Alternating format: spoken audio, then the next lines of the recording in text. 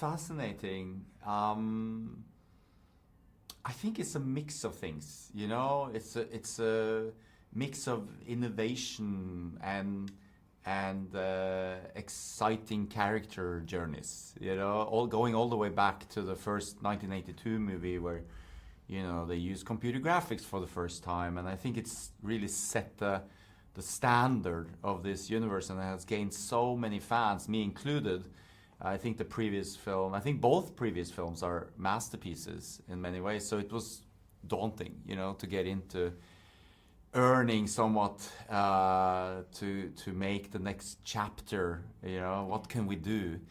And so for me, that was, you know, the idea of the digital assets coming into the real world. I think, okay, that's worthy of another installment, you know. And I want to see the light cycles coming in and racing down the streets, and as a fan I want to see it, and I think as a director it's something I want to make. So I think it's hard to tell a TRON, to continue to make a TRON story without some sort of Kevin Flynn involvement, you know. And he was always in the script in some capacity.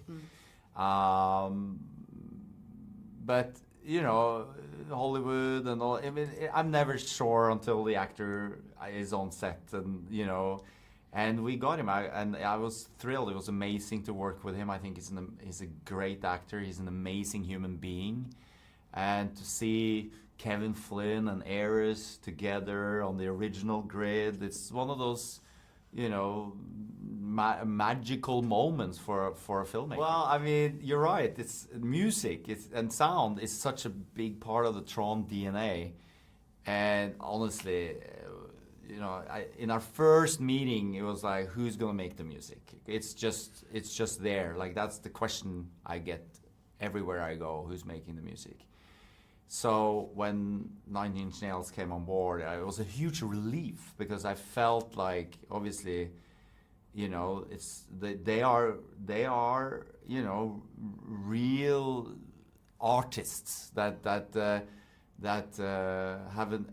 have a great catalog and legacy and weight, you know. So I felt that they were one of the few, if maybe only the ones, that could really fill those large, you know, Daft Punk shoes.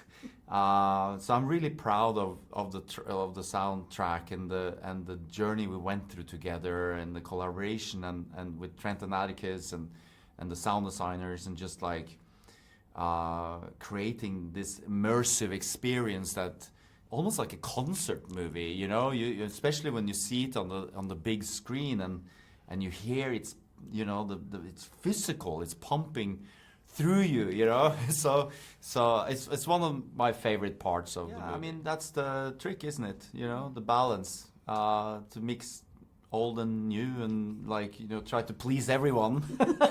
It's hard. You know, we're a bunch of fans that made this film, and we made it for ourselves. We made it for other fans, and I want to be nostalgic. I want to bring, you know, things from the previous films and the mythology into this movie, and at the same time, I also want to be original, you know, as a filmmaker. So hopefully, people feel that we've found a balance that they like.